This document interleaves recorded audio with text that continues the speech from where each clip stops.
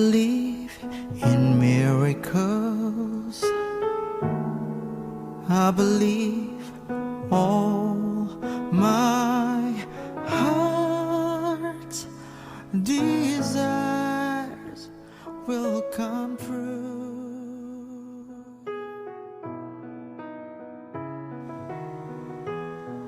I Selamat pagi, in selamat hari Minggu, rainbows. saudara-saudara yang terkasih di dalam Tuhan Yesus I Kristus. believe the Senang sun sekali kita boleh berjumpa lagi dalam persekutuan beribadah kita di hari Minggu yang keempat di bulan Agustus ini, sekalipun masih dilakukan dari keluarga kita masing-masing. Sebelum kita akan memasuki pemberitaan firman Tuhan, biarlah kita teduh sejenak untuk memohonkan Roh Kudus memimpin kita di dalam pembacaan dan pemberitaan kita. Kita berdoa. Dalam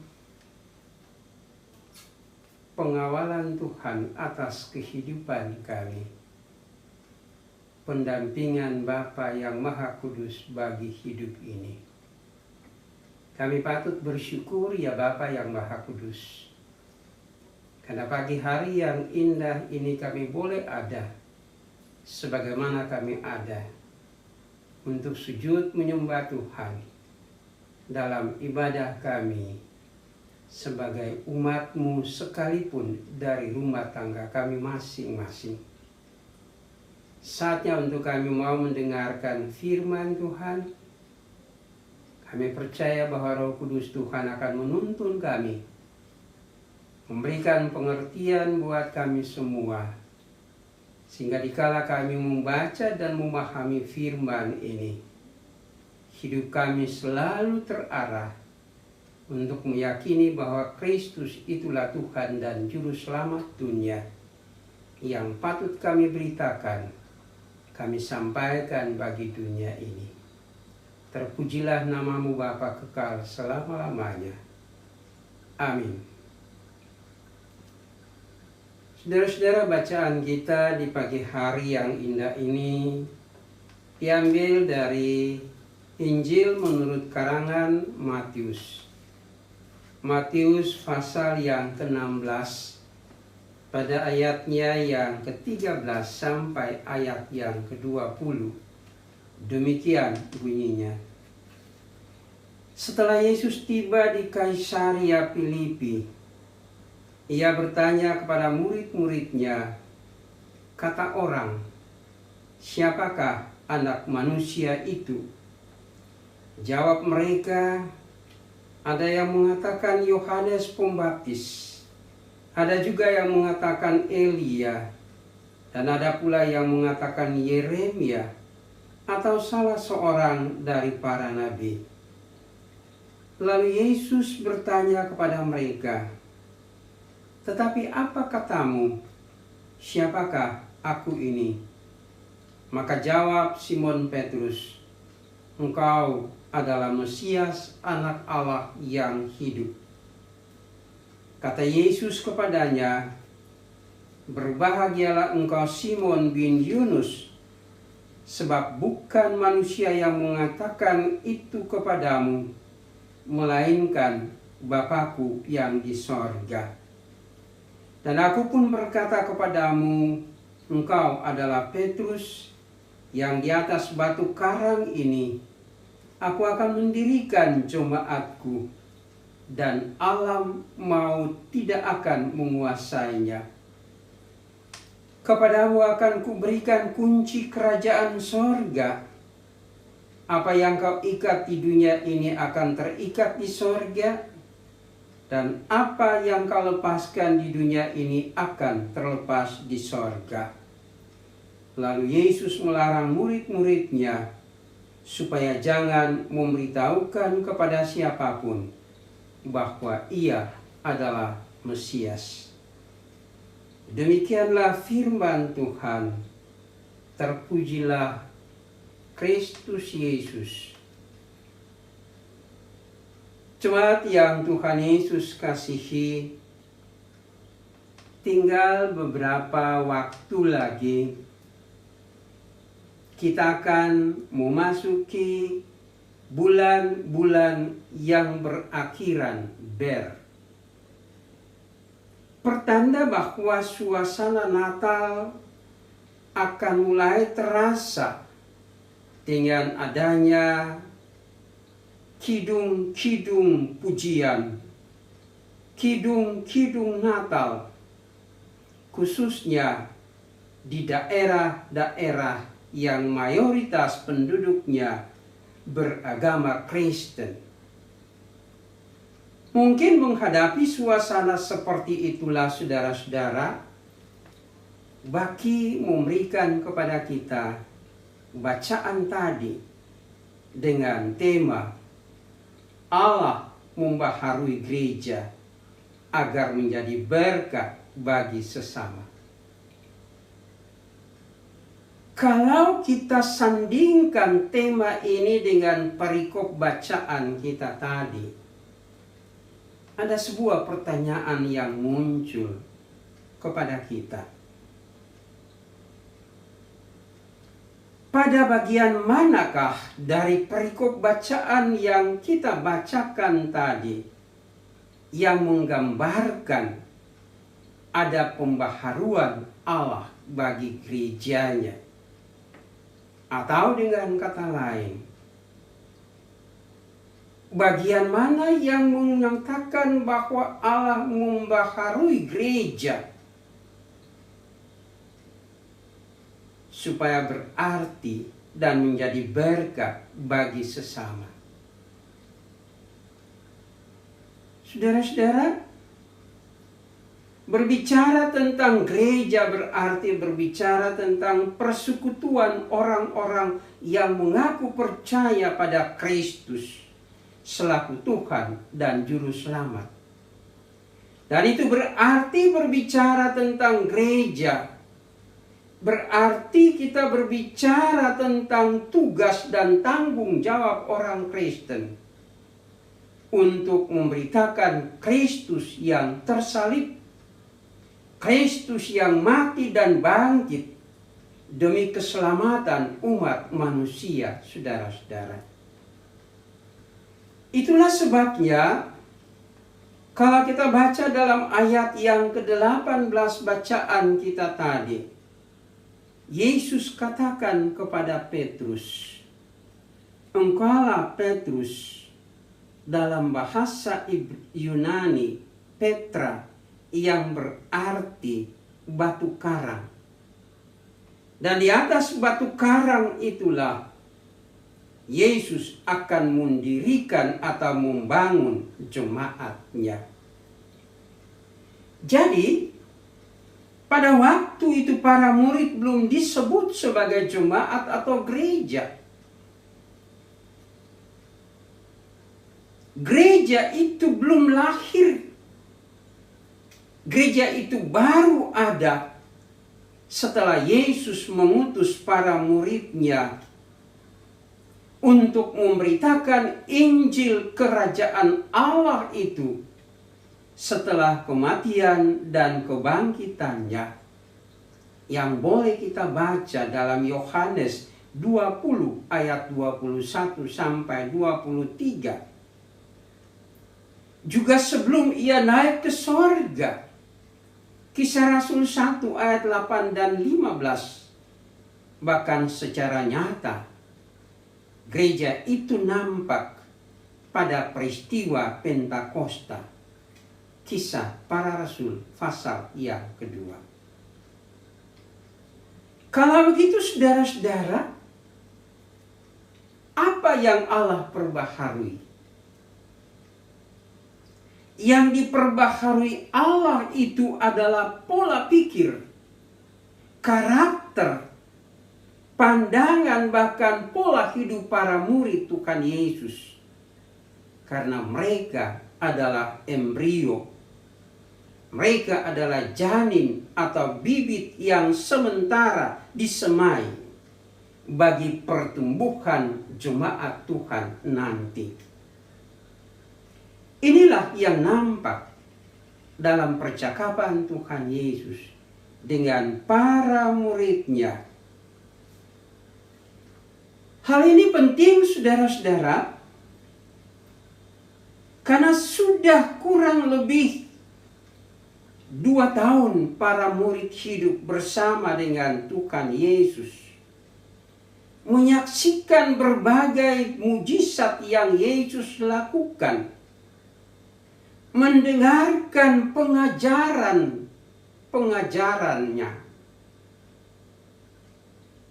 melihat dengan mata kepala mereka bagaimana perlawanan orang Farisi dan kaum ahli Taurat terhadap Tuhan Yesus.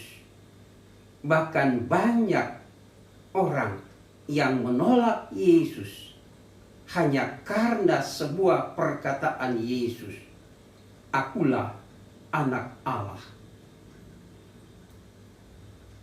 Saudara-saudara yang Tuhan Yesus kasihi, pengenalan dan pengetahuan para murid itu seakan-akan tidak jauh berbeda dengan masyarakat Yahudi biasa, orang awam yang hanya mengenal Yesus, yang hanya mengetahui Yesus itu sebagai manusia biasa, seperti Yohanes Pembaptis, Elia, Yeremia, atau salah satu dari para nabi yang ada, saudara-saudara.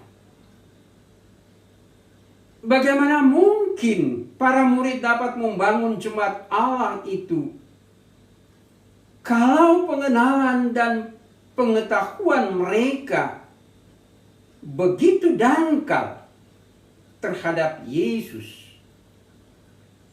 Oleh karena itu, Kaisaria Filipi ini merupakan tempat yang dipilih oleh Tuhan Yesus untuk menempa, menggembleng, membentuk pola hidup para murid-Nya menjadi baru, supaya mereka siap untuk melakukan tugas kesaksian mereka tentang Kristus bagi dunia ini dengan tidak merasa bimbang dan ragu, dengan tidak pernah merasa takut dan kecewa ketika Yesus tidak lagi bersama-sama dengan mereka di dunia ini.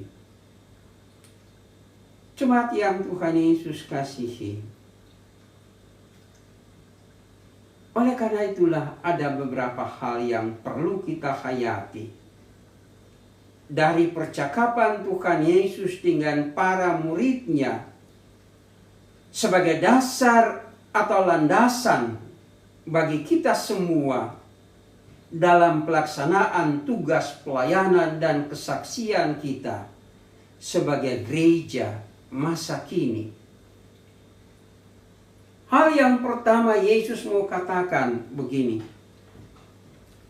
Yesus menginginkan pengenalan dan pengetahuan para murid-Nya harus berbeda dengan masyarakat biasa. Pengenalan dan pengetahuan mereka tentang Yesus tidak boleh hanya sebatas alam pikiran mereka saja, tetapi harus berakar pada keinsafan dan keputusan yang keluar dari hati nurani mereka yang paling dalam serta penuh iman. Karena itu ketika Petrus menjawab pertanyaan Yesus, "Apa katamu? Siapakah aku ini?" Dengan jawaban Petrus yang spontan, "Engkau adalah Mesias, anak Allah yang hidup." Maka Yesus mengingatkan Petrus bahwa jawaban yang ia berikan itu sebenarnya bukan keluar dari hati nuraninya yang penuh iman sebagai manusia yang percaya, tetapi karena kehendak Bapanya yang di sorga.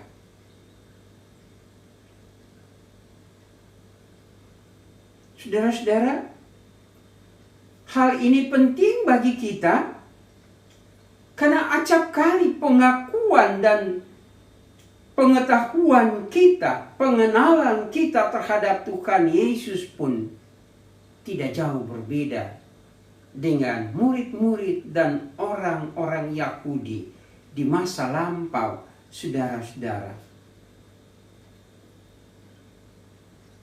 Kadang kita berkata, I love Jesus. Jesus my Savior. Tuhan itulah gembala kita. Tuhan itulah penyelamat hidup kita. Tetapi pada kenyataannya, apa yang kita katakan itu jauh dari yang diharapkan Kristus dari kehidupan kita semua, saudara-saudara sekalian.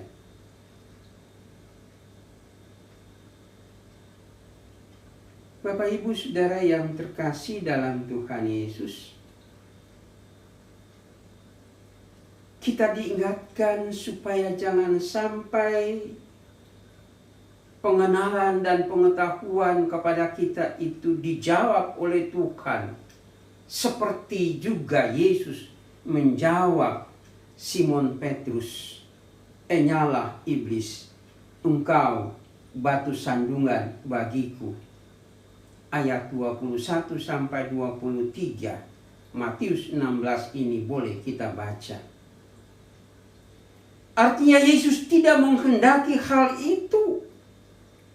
Dan karena itu pula supaya kita tidak mengalami hal yang sama seperti Petrus, maka hendaknya keyakinan yang ada pada kita, pengenalan dan pengetahuan kita tentang Yesus yang kita buat harus selalu bersumber pada kehendak Allah dan bukan pada kehendak hati kita masing-masing, Bapak Ibu Saudara sekalian. Rasul Yohanes dalam pertama Yohanes pasal 4 pada ayatnya yang kedua dan ketiga mau mengingatkan kita begini. Setiap orang yang mengaku bahwa Kristus telah datang sebagai manusia berasal dari Allah. Dan setiap orang yang tidak mengaku Yesus tidak berasal dari Allah, saudara-saudara. Hal yang kedua, Yesus menginginkan adanya kebersamaan di antara para murid.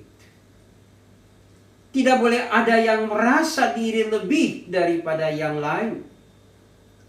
Sebab di hadapan Allah semua manusia itu sama. Tidak ada yang beda sedikit pun. Entah dia kaya atau miskin, tua atau muda, laki atau perempuan, sama di hadirat Tuhan, saudara-saudara. Ini penting karena dalam bacaan kita tadi Petrus menampilkan sisi kehidupannya yang lebih merasa diri di atas segala-galanya. Ia tidak ingin ada saingannya. Sikapnya bagaikan sok pahlawan yang kadangkala menegur Yesus. dengan caranya sendiri, pola pikirnya sendiri. Dan itu yang tidak dikehendaki oleh Kristus, saudara-saudara. Untuk menjadi berkat bagi sesama, dibutuhkan kerjasama, kebersamaan. Sekalipun tiap-tiap orang berbeda dalam karunia dan talentanya masing-masing. Dalam kebersamaan, dalam persekutuan, sesulit apapun, seberat apapun persoalan yang dihadapi, akan mudah terpecahkan, saudara-saudara. Disitulah kerendahan hati, kerendahan diri dituntut oleh Tuhan Yesus. Dan inilah yang mau dikatakan Rasul Paulus bagi kita, saudara-saudara. Dalam Filipi pasal 2 ayat 2 sampai 4.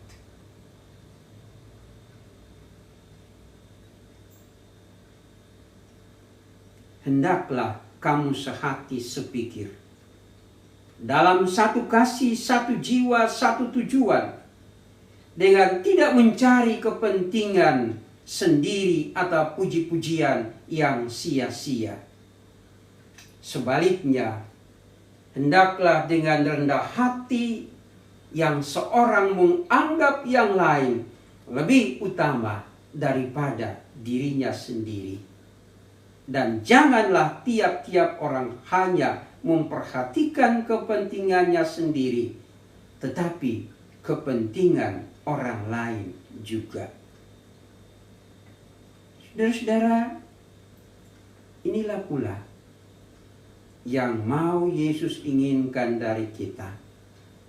Di tengah kita menghadapi suasana maraknya pandemi COVID saat ini, kita perlu menyadari bahwa COVID ini ada dalam rancangan Tuhan, saudara-saudara.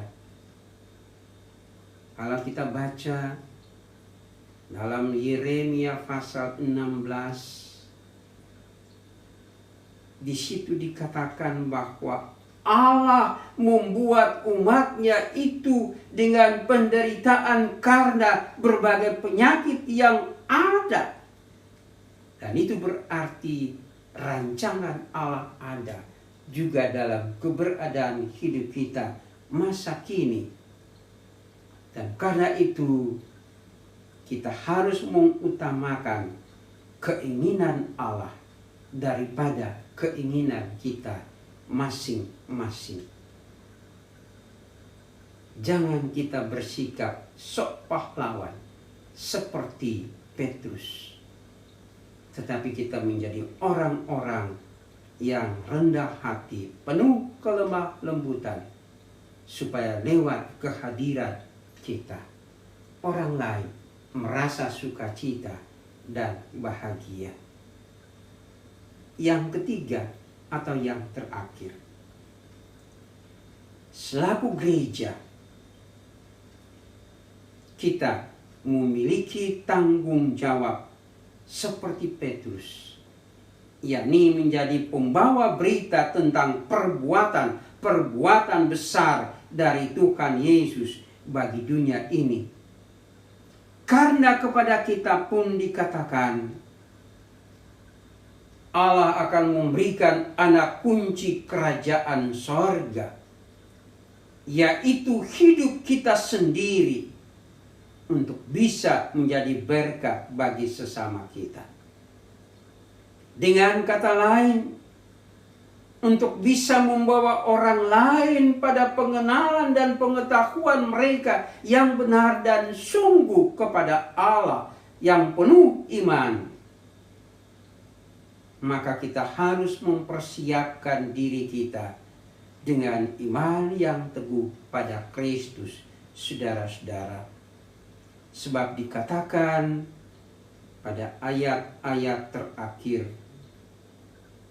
Apa yang kita ikat di dunia ini akan terikat juga di sorga.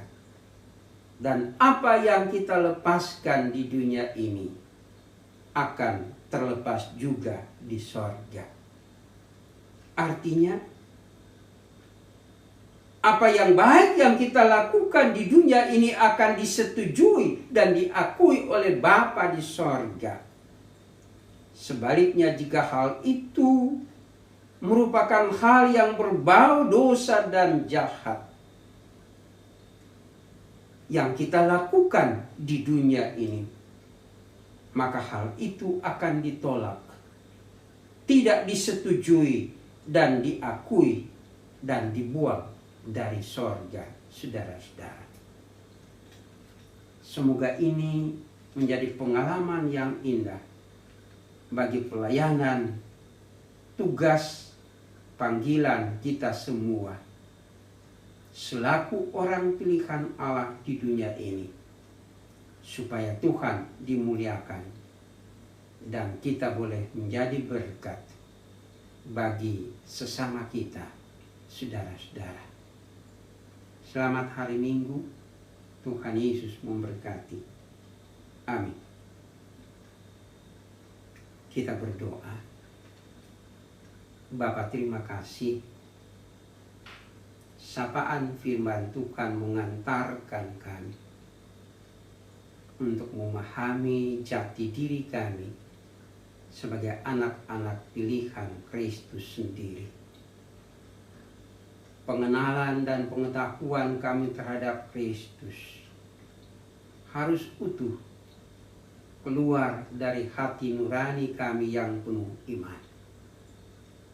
Harus berbeda dengan pandangan pola pikir masyarakat umum yang ada. Itulah yang dikehendaki Tuhan dari kami semua. Bahwa dengan meyakini Kristus itulah Tuhan dan Juru Selamat dunia, kami boleh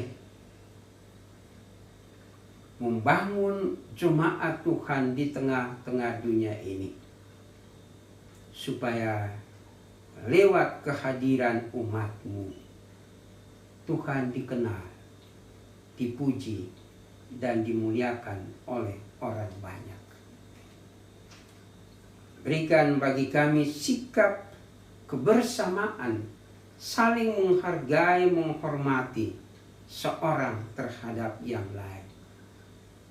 Jauhkan sikap keangkuhan, kesombongan dari kami yang menganggap diri lebih dari orang lain. Tetapi biarlah kerendahan hati, kerendahan diri menjadi bagian hidup kami. Sebab hanya dengan demikianlah kami mampu menjadi anak-anak Tuhan Yesus yang dibaharui untuk menjadi berkat bagi sesama kami. Terima kasih Bapa. Kami berdoa untuk umat-Mu dalam rumah tangga mereka masing-masing. Ayah, ibu, anak-anak, orang tua mereka. Jaga pelihara, berkati mereka semua dalam perjalanan hidup ini. Apapun juga yang merupakan kebutuhan hidup mereka, apapun juga yang mereka dambakan untuk memasuki hari esok yang lebih baik dalam kehidupan mereka, apapun juga yang akan mereka lakukan ketika mereka kembali dalam lingkungan pekerjaan mereka, berkati semuanya itu bagi kehidupan mereka semua Bapa. Biarlah yang sakit, lawatilah Bapa, dan angkatlah mereka dari penderitaan hidup karena penyakit itu. Jamah dan sembuhkan mereka, agar nama Tuhan selalu dipermuliakan dalam hidup mereka semua. Kami berdoa untuk kehidupan para hamba Tuhan, majelis jemaat, bahkan seluruh warga jemaat yang ada. Sekalipun suasana pandemi COVID-19 belum teratasi, tapi kami percaya bahwa semua ada dalam rancangan Tuhan. Dan karena itulah kami mohon, hadirlah Bapa di tengah-tengah kehidupan bangsa dan negara ini.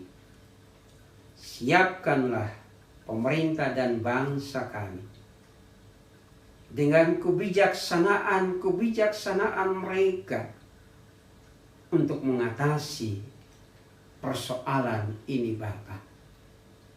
Khususnya para dokter, juru rawat, semua para medis yang ada, yang terlibat langsung berada di garda terdepan untuk mengatasi persoalan yang cukup sulit ini, supaya mereka mampu menyelesaikannya hanya dan di dalam kuasa penyertaan kasih sayang Tuhan sendiri. Biarlah pada akhirnya ketika kami memasuki bulan Desember, merayakan Natal, memperingati hari yang penuh bahagia bagi umat manusia lewat kelahiran Tuhan Yesus yang datang dalam kerendahan dan kehinaan, tetapi yang mampu mengangkat lalukan dosa dan salah manusia dari hukuman dosa dan maut. Biarlah kiranya kami memasuki bulan itu dengan penuh sukacita, ketenangan, dan rasa bahagia dalam merayakannya. Persiapkan majelis jemaat yang sudah mulai mengadakan pertemuan-pertemuan,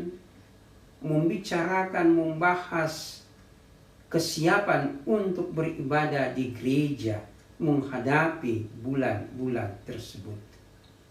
Semoga mereka mampu dan berani untuk mengambil sikap apa yang penting yang harus dilakukan.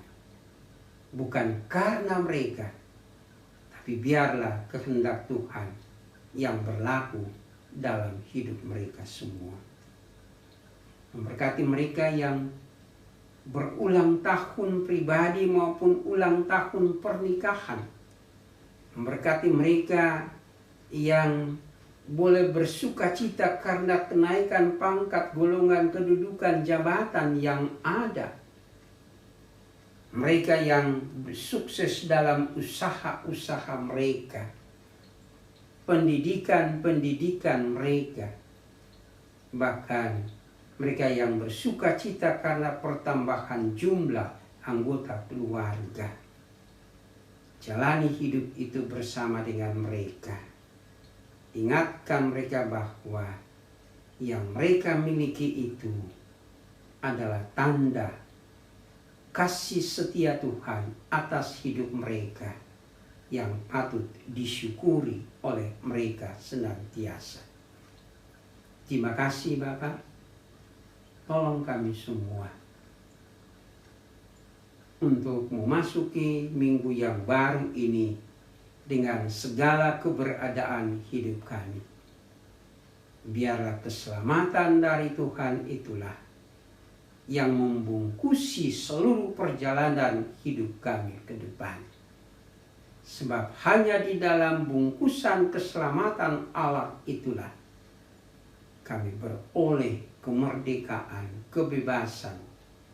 Kami beroleh perlindungan yang abadi dari berbagai macam kesukaran dan penderitaan yang siap menerpa hidup kami semua. Terima kasih Bapa. Inilah doa kami yang singkat. Dengar doa kami dalam Kristus Yesus yang telah mengajar kami semua berdoa. Bapa kami yang di sorga, dikuduskanlah namamu. Datanglah kerajaanmu, jadilah kehendak-Mu di bumi seperti di sorga.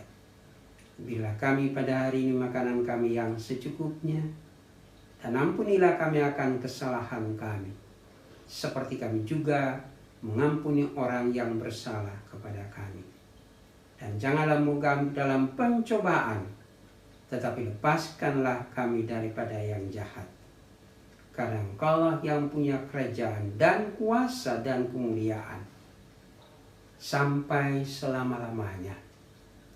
Pada akhirnya Bapa yang Maha Kudus, dengan penuh sukacita, penuh iman kepada Bapa, sumber hidup kami mohon, biarlah kasih karunia dan rahmat Allah di dalam Kristus Yesus, kasih setia Allah Bapa dalam persekutuan dengan Roh Kudus, tinggal menyertai jemaat-Mu, saudara-saudara yang berada di rumah tangga mereka masing-masing saat ini sampai selama-lamanya. Amin. Demikian saudara-saudara ibadah kita selamat hari Minggu.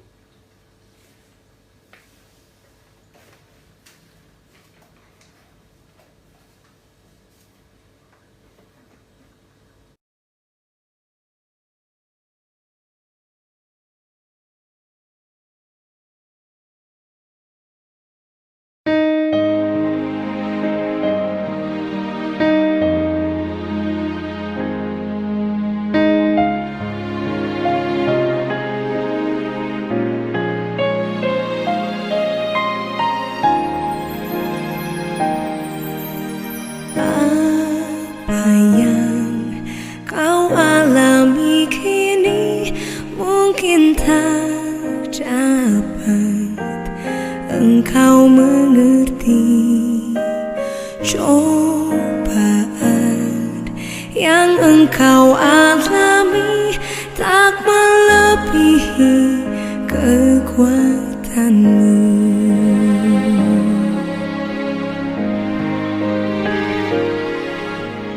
Tuhanmu tak akan memberi ular pada yang minta roti. Satu hal tanamkan di hati, indah semua yang Tuhan beri. Tangan Tuhan sedang merendam suatu karya yang agung mulia. Saatnya kan tiba nanti, kau lihat pelangi kasih